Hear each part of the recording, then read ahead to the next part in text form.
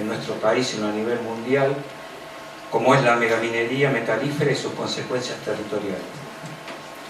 La persona que nos va a referenciar este tema fue candidato a gobernador de la provincia de San Juan por Cruzada Renovadora en 2015, presidente del partido Cruzada Renovadora de San Juan desde marzo del 2012 a la fecha, vicepresidente primero del Comité Provincial de Cruzada Renovadora desde el año 95 hasta el 2011, candidato a intendente de la capital de San Juan en 1995, director del bloque de senadores del Partido Cruzada Renovadora en el Senado de la Nación desde el 95 al 99, convencional constituyente a la Convención de Cruzada Renovadora desde 1983 a 1995, candidato a diputado nacional por Cruzada Renovadora en el año 1983. Intendente de la Municipalidad de la Ciudad de San Juan entre los años 1999 y 2003, vicepresidente primero de la Federación Argentina de Municipios para el periodo 2002-2003, vicepresidente segundo de la Federación Argentina de Municipios para el periodo 2001-2002, miembro de la Mesa Ejecutiva de la Federación Argentina de Municipios para el periodo 2000-2001, diputado provincial durante dos periodos, del 87 al 91 y del 91 al 95, presidente del bloque Cruzada Renovadora de 1987 al 91 y del 91 al 95, presidente de la Comisión de Salud e Higiene durante los dos periodos, autor de más de 800 proyectos de ley, comunicación y resolución, con más de 100 leyes aprobadas. Queríamos agradecer también a la librería Centro Guadalupano que nos abrió las puertas para poder iniciar este ciclo de exposiciones. Y bueno, el doctor Alfredo Avelín con ustedes. Gracias. Gracias a todos por estar presentes. Y este es un tema importante, un tema que es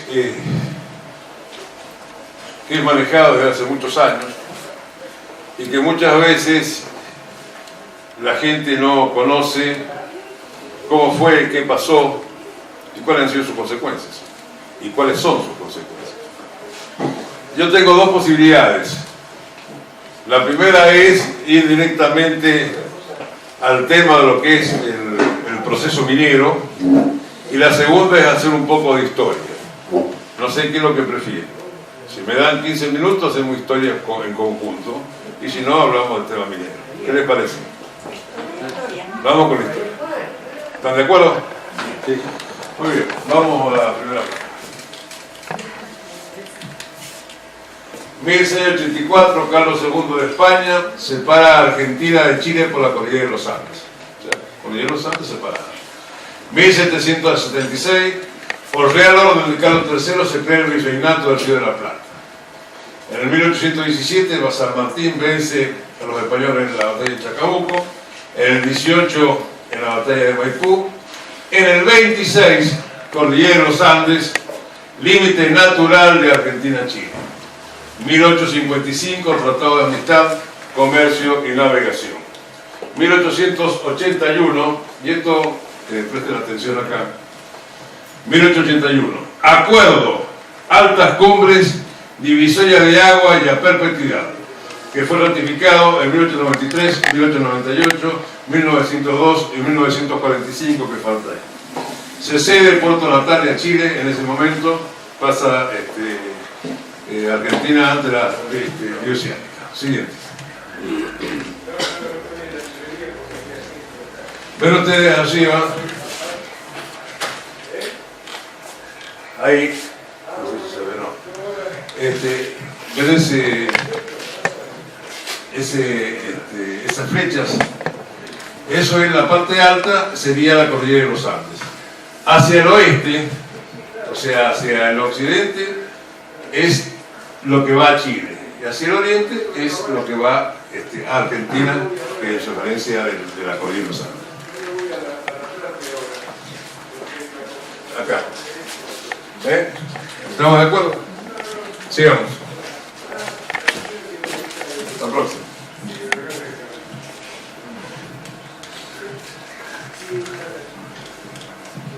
en el 1941 se ordena la demarcación. Demarcar, ¿qué significa?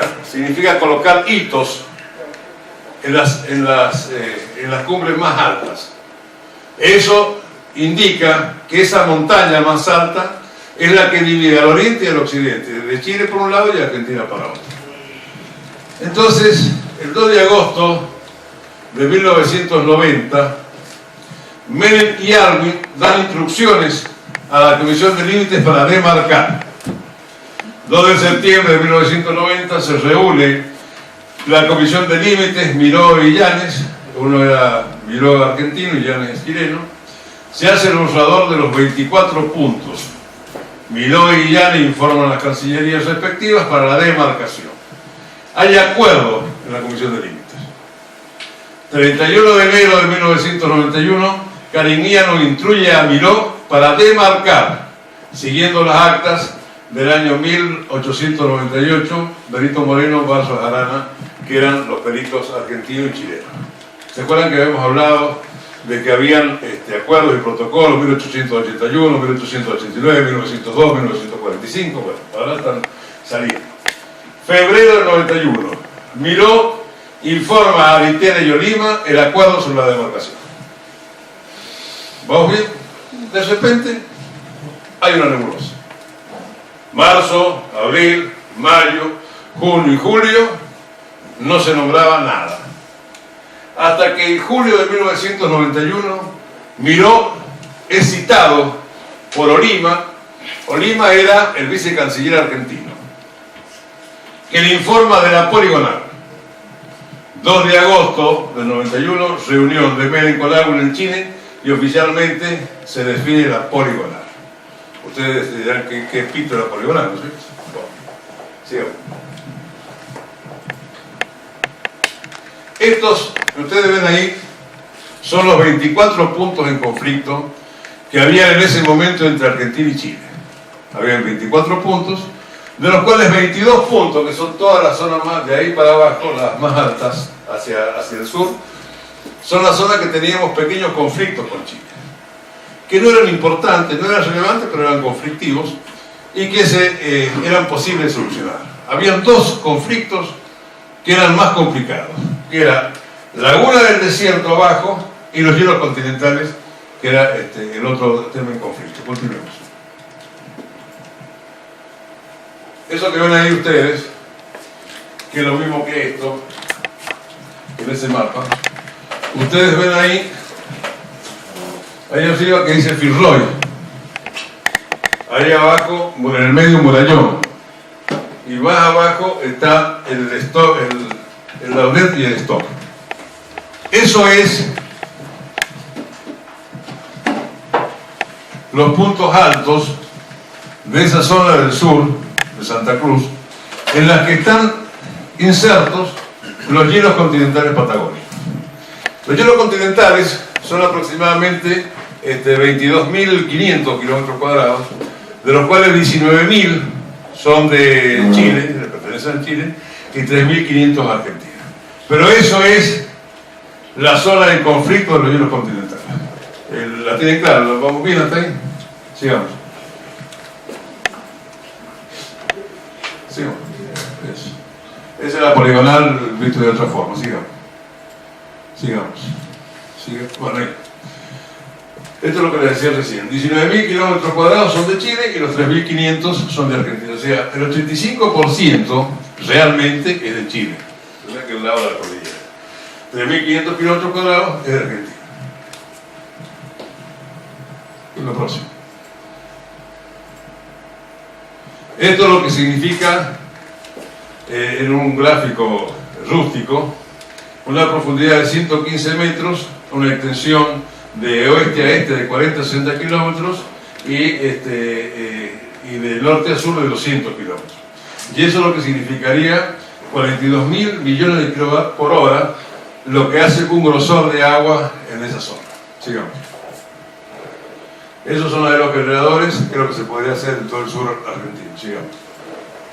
Bueno, cuando se entera don Alfredo Avelín de que se iba a hacer un acuerdo con Chile que no se tenía claro qué significaba, y lo que significaba era, ahora les explico, que se iban a violar todos los acuerdos y protocolos, año 1881, 1882, 1845, 1902, que decían altas cumbres divisorias de agua a perpetuidad.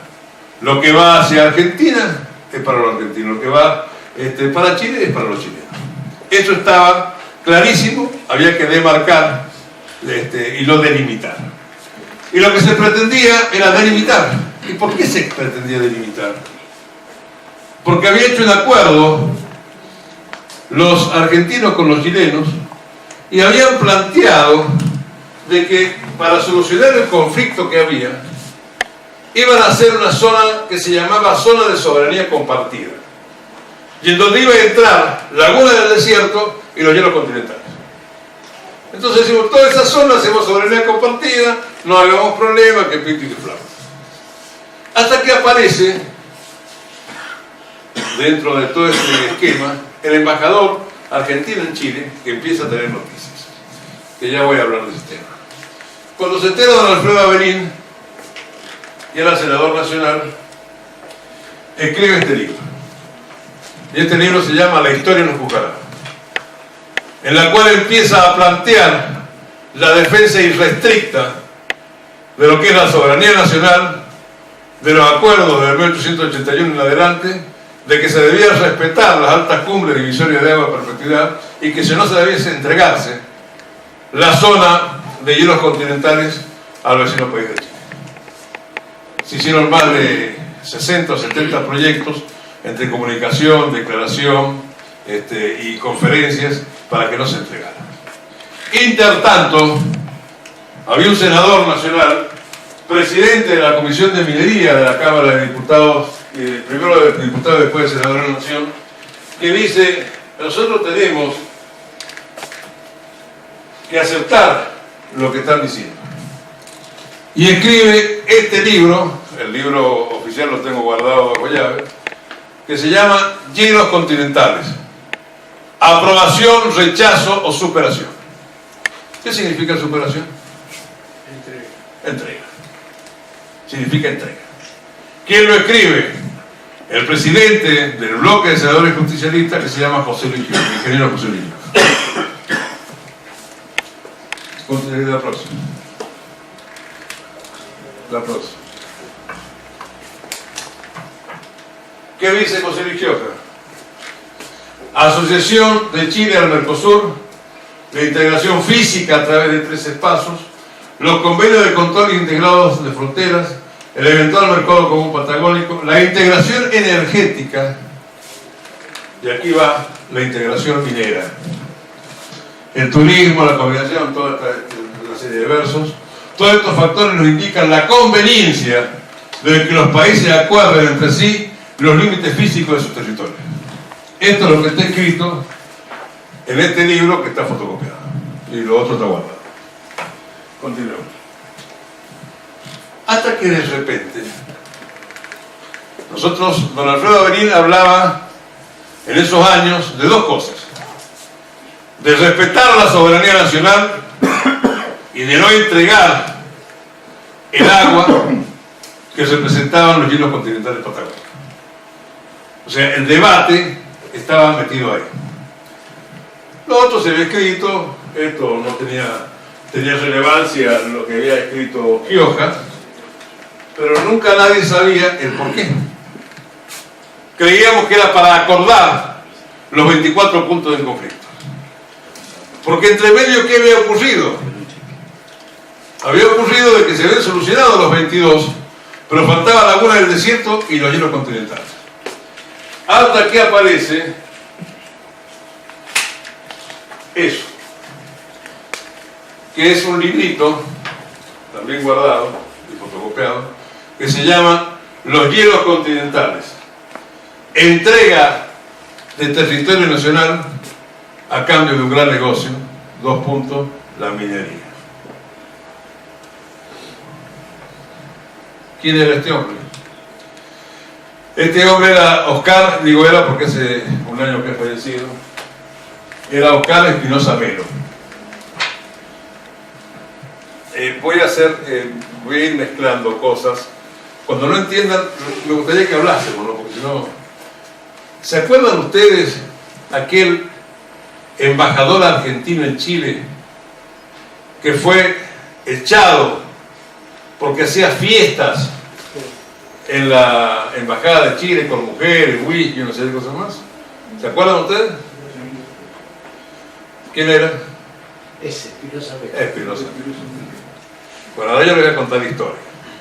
Le quiero aclarar que yo lo tengo grabado, filmado, 3 horas de grabación y de filmación, en lo que hemos conversado de todo y he conocido en profundidad el tema. Espinosa Melo llega a Chile de mano, el embajador de Chile en manos de Carlos Menem.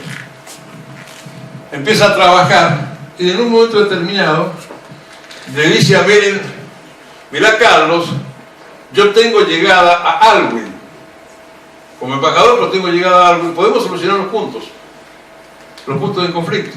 Bueno, meterle, le dice. Empieza a trabajar con Alwin y efectivamente aparece que se empieza a hacer un acuerdo. Por eso ustedes cuando veían antes decían, viene rápido la cosa, y se vienen solucionando los problemas hasta febrero de ese año, de que ya estaba todo acordado. Los 22 puntos, el punto 23 que era la huelga del desierto, que iba a ir al lado arbitral, y faltaba el 24 que eran los hielos continentales. Es cuando aparece Olima y Vitela y empieza a viajar a Chile, empiezan a viajar a Chile sin que supiera el embajador argentino en Chile, que era este muchacho, el embajador, Oscar Espinosa Melo. En un momento determinado se entera de que había conversaciones entre ellos y la embajada no sabía de qué se trataba. Empieza a investigar hasta que descubre de que lo que querían hacer era el acuerdo en la zona sur, inicialmente, para hacer una zona de soberanía compartida, que ellos hablaban de un parque ecológico. Zona de soberanía compartida significaba que podía entrar y salir cualquier cosa o cualquier persona sin ningún tipo de inconvenientes. Entonces dice, no, esto no corresponde. Esto es traición a la patria, porque estamos entregando territorio. Y meten una denuncia penal. Cuando meten la denuncia penal, sale de que hacía fiesta, cosa que no era correcto, que le gustaban las mujeres, sí era correcto, pero no era correcto de que lo hiciera a su salida en la embajada. Lo desprestigian y lo echan. Una vez que lo echan, se arma, porque ya no se podía hacer la zona de soberanía compartida, se arma lo que se llama la poligonal. Porque eso significaba que iba a permitir, de acuerdo al pedido chileno, eso está escrito en este libro que les estoy hablando yo, iba a permitir de que se aprobara esto, que es el Tratado de Integración Minera entre la República Argentina y Chile. Los chilenos le dijeron, mirá, a nosotros el lado arbitral en respecto a la laguna del desierto nos ha dado negativo. Nosotros necesitamos un elemento que nos compense para que así podamos firmar el Tratado Argentino-Chileno Binacional. ¿Me van siguiendo hasta acá o estoy...? Entonces, Ditela dice, vamos a armar la poligonal y nos vamos a meter por dentro del territorio argentino y los compensamos a ustedes con eso. Aceptado. Y a partir de ahí cierran todos los caminos, esa nebulosa que hablaba al principio, lo echan a Espinosa Melo y arman un proyecto de ley que después fue ley votada por los senadores argentinos y en las cuales se entrega esta zona negra, que son 1057 kilómetros cuadrados de los hielos continentales argentinos, dejando de lado los protocolos de 1881, 1889, 1902 y 1945. Altas cumbres, divisorias de agua a perpetuidad. Acá no está respetada. Y esta es la zona baja, porque fue la primera ley. Adelante. Esta es la zona alta. Piñera habló de temas limítrofes pendientes con Buenos Aires. Estaba en ese momento la que fue presidente de la Nación, Cristina Fernández de Kirchner. Y la zona alta es desde el Fitzroy hasta el Modelo. Eso falta definir. Les estoy mostrando todo con documentos, porque si no, creen que esto es un cuentito de hadas. Y esto no es así. Esto es lo que nos ha pasado en el país. Que siga adelante. Siga. Siga. Eso es toda la historia de geopolítica de Chile, el expansionismo. El expansionismo de Chile. Sigamos. Eso es lo que apareció en un libro de chileno. Sigamos. Miren don Alfredo Avelín si era revisor. En el año 1990, cuando escribe este libro, eso está en el libro este, y dice: la guerra del futuro, ¿de quién es el agua? La escasez del agua dulce está sembrando de conflicto todo el globo terráqueo. El futuro de la guerra va a ser por el agua. Año 1990. Y nosotros entregando los hielos continentales. Sigamos. Esto es lo que se iba a hacer, que era desde el lago del desierto meter un túnel por debajo de la cordillera, que son 10 kilómetros, para sacar el agua dulce de Argentina hacia Chile. Porque la diferencia que existe es de que la cordillera de los Andes tiene 10 kilómetros y después prácticamente son 100 kilómetros hasta el Pacífico, 100 y pico. En cambio nosotros tenemos muchos kilómetros más para llegar al Atlántico. Sigamos. Sigamos. Sigamos. Sigamos y no aburro. Sigamos. Bueno. Se entregó territorio nacional. ¿Y qué pasó? Ya no estaba el presidente Alvin, estaba el presidente Frei. ¿Y qué hace Frei por un lado y Menem por otro? Empiezan a hablar con las empresas mineras y le dicen: mirá, empiezan a comprar territorio al lado de la cordillera. ¿Y a quién le encargan los amigos chilenos? A una empresa manejada por Andromico y Santiago Lustig, que empiezan a comprar todo en lo que era la cordillera de los Andes del lado chileno. Tal es así de que hoy, 2018, hay un conflicto importante en San Juan, porque del otro lado del Pachón, que es una mina de cobre muy importante, todo el resto de esa parte es de los hermanos Lustig, y no pueden ni pasar ni entrar. Y todos los depósitos de basura pasan a la Argentina. Sigamos. Antes de eso, quiero contarles un poquito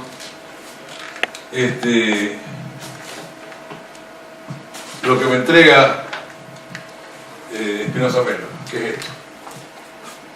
No sé si lo alcanzan a ver. Es de una escribanía. ¿Me permiten que se lo lea?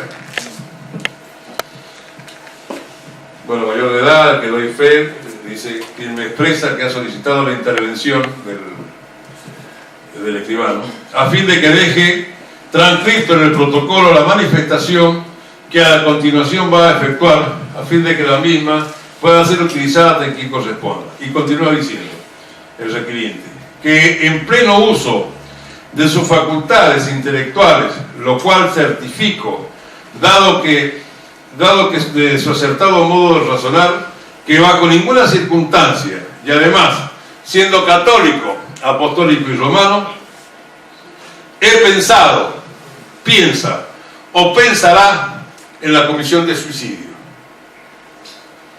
Hago esta manifestación porque temo que se atente contra mi vida y se intente hacer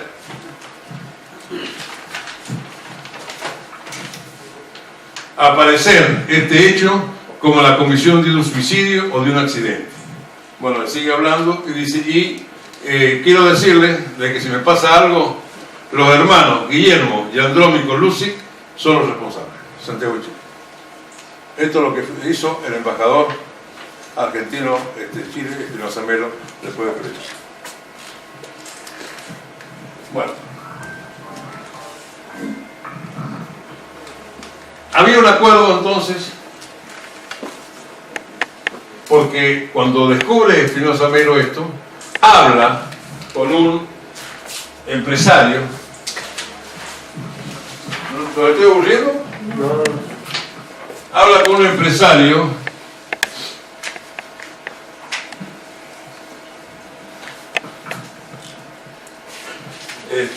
inglés y le dice: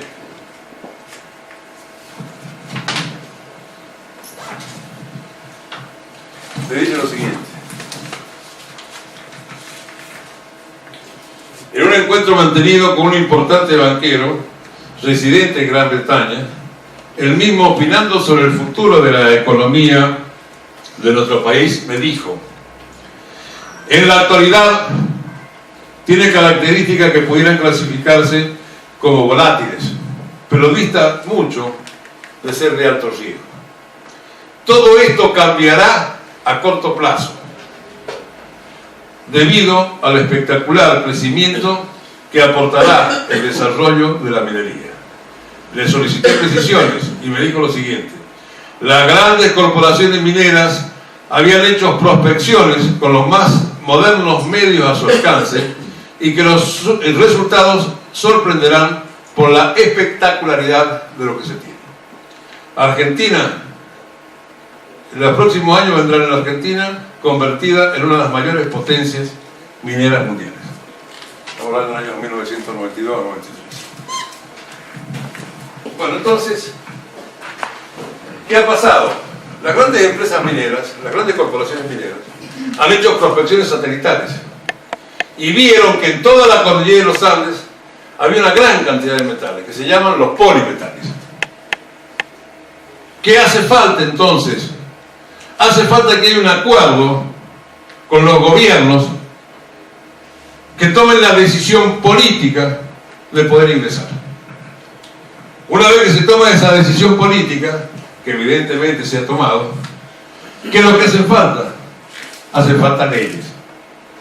Leyes permisivas que permitan que esas empresas que van a estar 30, 40 o 50 años puedan sacar el material, no tengan inconveniente y se vayan con tranquilidad a sus países de origen.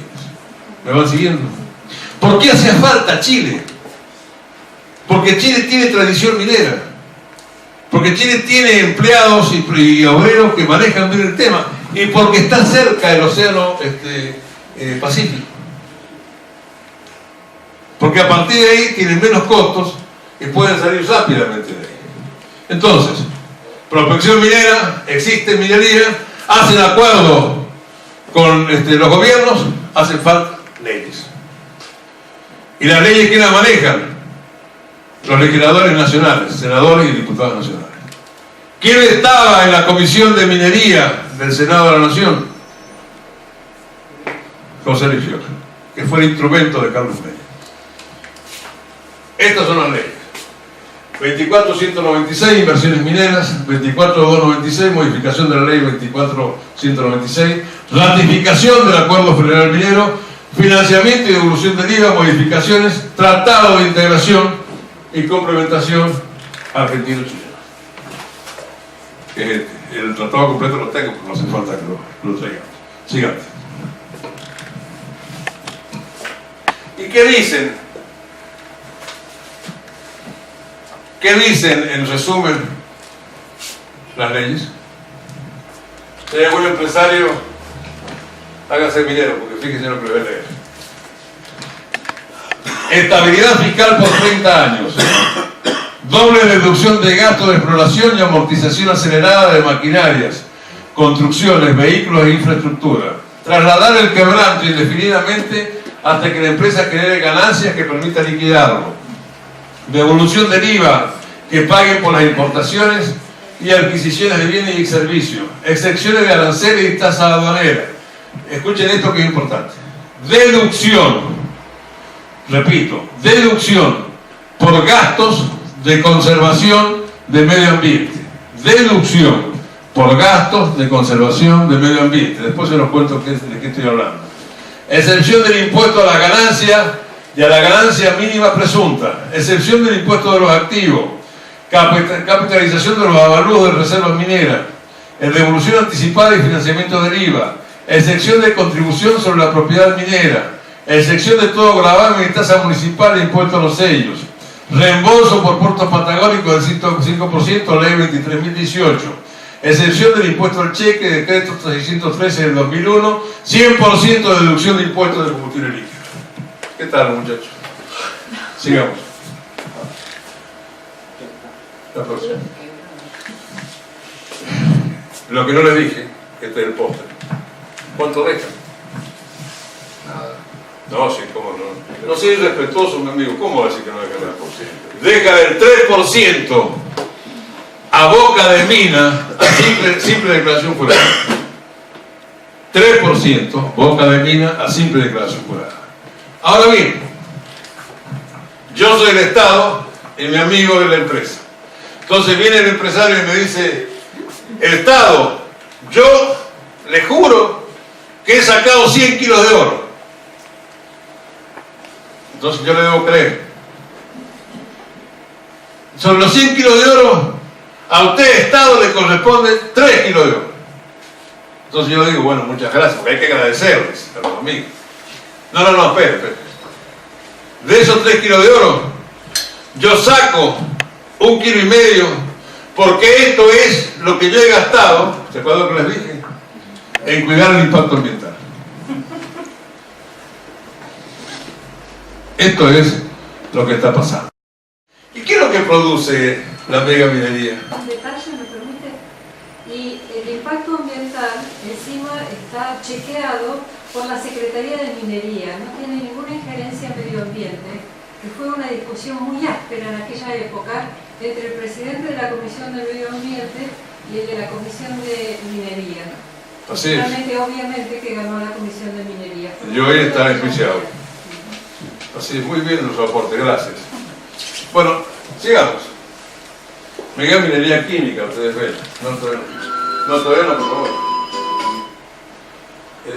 Volvamos. ¿Qué produce la minería? Produce destrucción, produce contaminación y produce saqueo. Vamos ahora a apagar la luz y vamos a ver un pequeño videíto que explica un poco cuál es el proceso minero. Se apaga la luz, gracias. Ahora sí.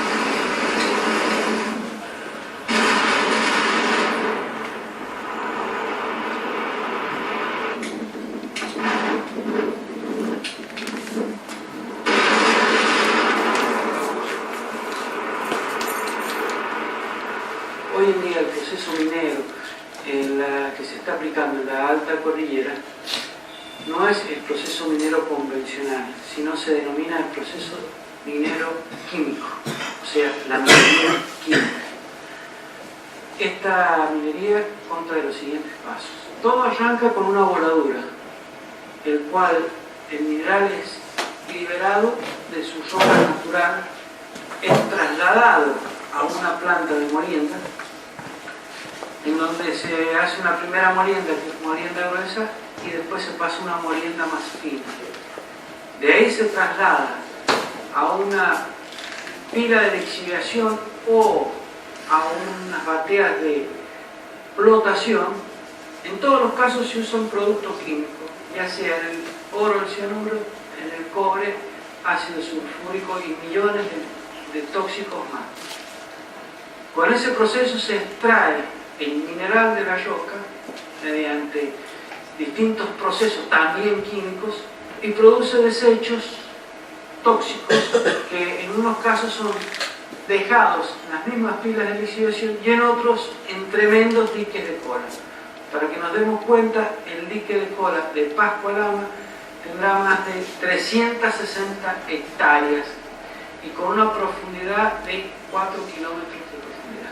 ¿Cuáles son los problemas de este proceso? El primero ya empieza desde el momento en el cual se produce la voladura, porque en ese momento se empieza a liberar ya metales y metaloides que van a la atmósfera y se genera un polvo. Ese polvo es muy común que se asiente sobre los glaciares y la misma voladura destruye las zonas de permafrost continuos o discontinuos que existen en la cordillera. El traslado a las plantas de molienda también produce el mismo problema, debido a que los camiones que trasladan, como se ve, son de alto porte y traslada cada camión casi 400 toneladas de roca. Una vez se obtiene la roca en la granulometría que es deseada, va a la pila de lixiviación o a las bateas de flotación.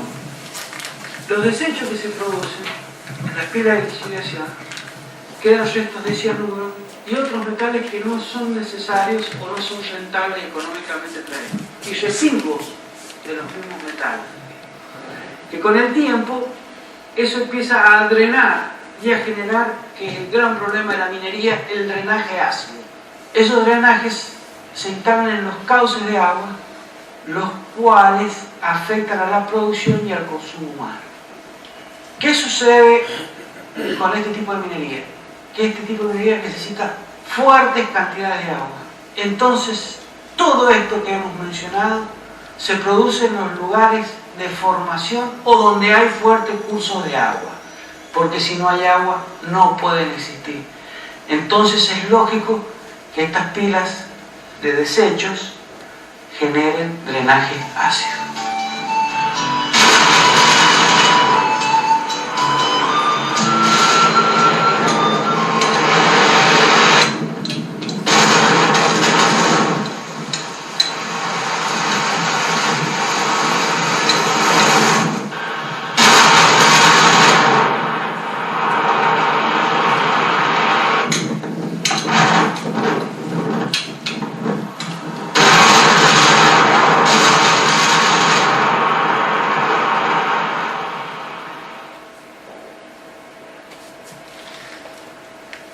Gracias, Oscar.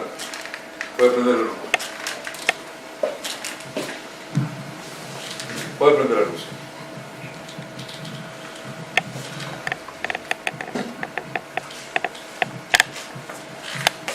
¿Qué le parece? ¿Qué utiliza la mega minería? Agua. Veladero. 120 litros de agua por segundo. Son 12 millones por día. ¿Cuánto pagan los señores por un decreto del gobierno de la provincia? 96 pesos. Pascua Lama, que no está funcionando ahora por un tema de Chile, porque estaban contaminando.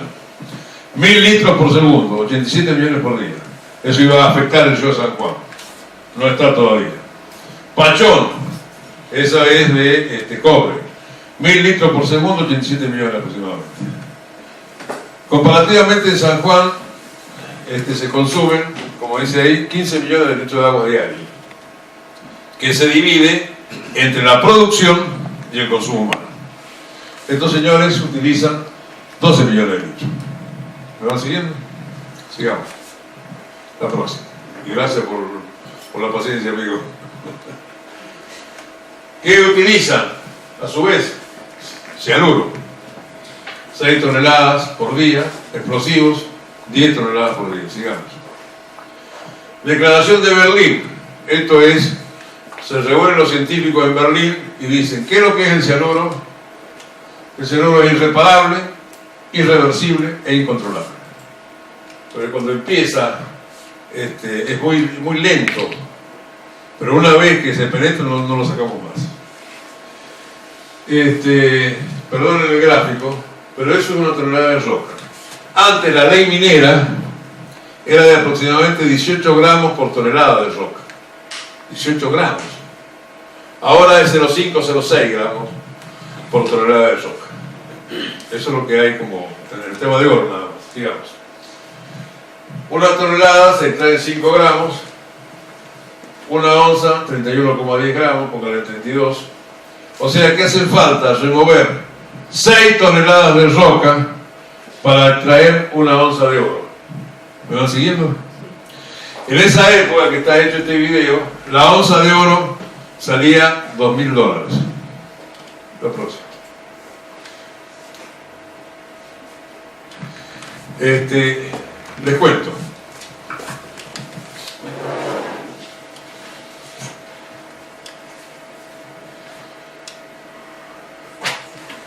En San Juan, ahora voy a darle cifras, 3 minas, Veladero, Gualcamayo y Casposo, aproximadamente sacaron 1 millón de onzas de oro.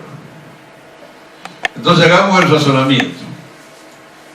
Año 2011, 1 millón de onzas de oro. No lo dice el doctor Averín, lo dice el inversor, que es un diario de ellos. O sea, no quiero que me crean a mí, créanle a los que manejan esto. Yo no sé si ha sido 1 millón o ha sido más, porque como es a simple declaración jurada, eso es lo que ellos declaran. Han sacado 1 millón de onzas de oro. San Juan supera la producción del 1 millón de onzas de oro por año y es uno de los grandes animadores de la industria minera, con 3, lo sigo diciendo, con 3 proyectos importantes, que son Veladero, Gualcamayo y Casposo. Esos 3 proyectos de ese año, 2011, 1 millón de onzas de oro, ¿qué significaron? Les dije 0,5 gramos de oro a la tonelada. Por lo tanto, hace falta aproximadamente 6 toneladas de roca para sacar 1 onza de oro. 1 onza de oro, 6 toneladas de roca. Esta gente se llevó en el 2011 1 millón de onzas de oro. Imagínense lo que han removido en tierra, en explosivos, la cantidad de ese aire o esa tierra que a 3.000, 4.000 metros de altura hay vientos, que esos vientos van y se depositan en las altas cumbres. Y esas altas cumbres tienen hielo. Cuando se derrite ese hielo, viene con esta tierra. ¿Y qué lleva la tierra? Metales pesados. Así es. Tienen metales pesados. Tienen cobre, tienen plomo, tienen magnesio, manganeso, etcétera, etcétera. Eso va a los ríos. Y más aún, cuando muchas veces esas explosiones van a los permafrost o los hielos fosilizados, que son hielos que tienen muchísimos años, 10.000 millones de años, son verdes, son celestes, son bellísimos, y los destruyen para sacar el oro. Entonces, cuando decimos, en el 2011 sacaron 1 millón de onzas de oro, en el 2012 sacaron 850.000 onzas de oro, en el 2013 sacaron 950.000 onzas de oro, y así sucesivamente, y le dejan el 3% a boca de mina a simple declaración jurada, y le impiden de que el agua, que es para los sanjuaninos, y en el caso de en otras provincias para los argentinos, para la producción, porque les cortan el chorro de producción y les hacen pagar a la gente una gran cantidad de dinero por el agua que consumen diariamente. Y cuando vemos que en las zonas altas, como son Iglesia y Calingasta, estoy hablando de mi provincia, podemos hablar de otros lados, de Liquio y Jujuy y en otros lugares más, le dicen a la gente: vos te callás la boca, vas a trabajar en esto, pero te callás la boca. Y le hacen bajar la cabeza a la dignidad de los argentinos por un poco de trabajo. Pero no le dan salud, no le dan seguridad, no le dan el trabajo que corresponde, no invierten en lo que es la producción. En la Iglesia, por ejemplo, antes de este proceso minero, teníamos que existía una hectárea y plantaban, por ejemplo, anís. Y sacaban 1.000 kilos de anís por una hectárea. Hoy sacan 200 kilos de anís. No hay WhatsApp, no hay internet. Si una persona se enferma, por ejemplo, de los riñones, que se tiene que hacer diálisis diariamente, tienen que bajar a la provincia, a los hospitales. Allá no hay máquinas de diálisis. Entonces tenemos una provincia o un departamento rico que ha generado 2.000 millones de dólares en el año 2011 con un pueblo pobre. Y esto es por las coimas que reciben los funcionarios que levantaron la mano para aprobar esto, que es una infamia, una caradurez y una traición a la patria. Y que lamentablemente los que pensamos distinto y tenemos que dar toda esta explicación de una hora, con la paciencia en este caso de ustedes, que se los agradezco, a la gente no le interesa, porque le están dando de comer para ese día y los tienen subyugados y apretados. Perdón, me excedí. Sigamos. A su vez, dentro de los proyectos de largo plazo, San Juan tiene carpetas por más de 150 emprendimientos. Esto es fuente de inversor, porque lo que pasa es que estas cosas hay que tenerlas todas. Acá está. Eso que está señalado. Insumos y servicios que le aportarán más de 1.000 millones anuales al sistema financiero de la provincia. Es que es mentiroso. Se llevan todo. Las exportaciones mineras superarán los 2.000, eso es así, lo que dice de él, 2.500 millones en el año 2013, que es un 30% más que en el 2011. Eso significa destrucción y eso significa saqueo. La próxima. ¿Qué se debe hacer? Prohibición del método de lixiviación, derogar las leyes cipayas y traidoras de la minería del año 90 y nacionalizar el oro y los metales. Porque estoy hablando de lo del oro, no estoy hablando de la plata, no estoy hablando de las tierras raras. Las tierras raras se utilizan para los conductores eléctricos. $10.000 sale una tonelada de tierra rara. ¿Sabe cuánto nos dejan? Un caldo. Nada. Se la llevan las grandes potencias. El litio también. O el litio es el segundo productor mundial, Argentina. El silicio también. Está en el norte. Bueno, hay más de 80 minerales distintos. En Catamarca, ya muy bien el aporte del joven, se rompió un mineroducto. Un patriota sacó y lo fue a analizar. 80 minerales distintos tenían. Y pagaban el 3% del oro.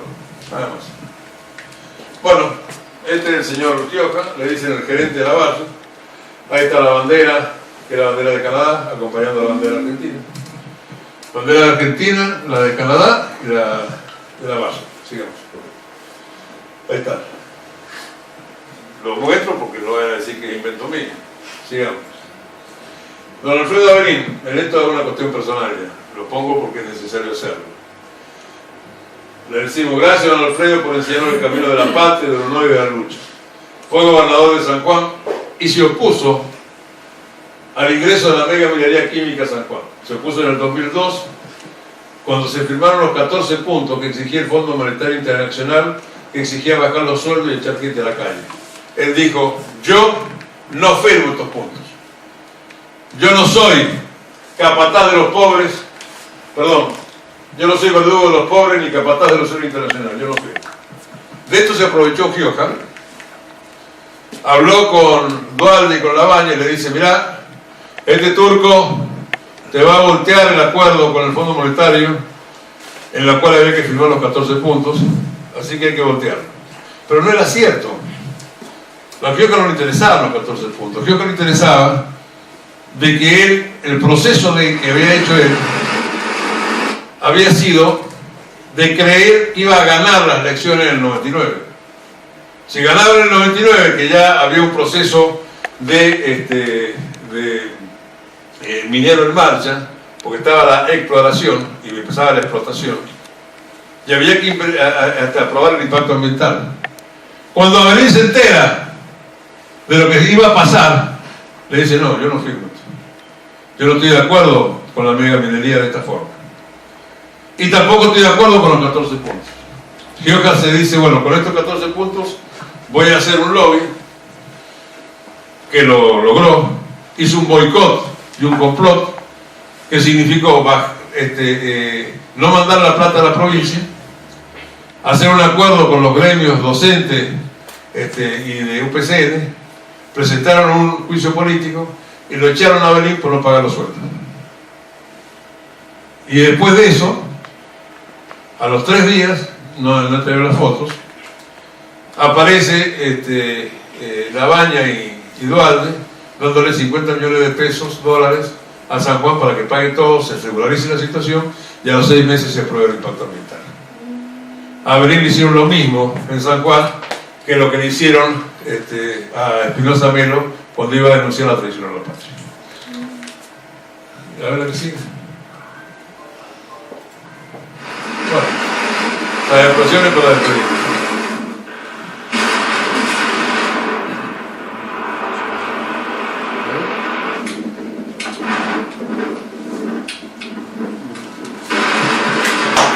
Muchas gracias.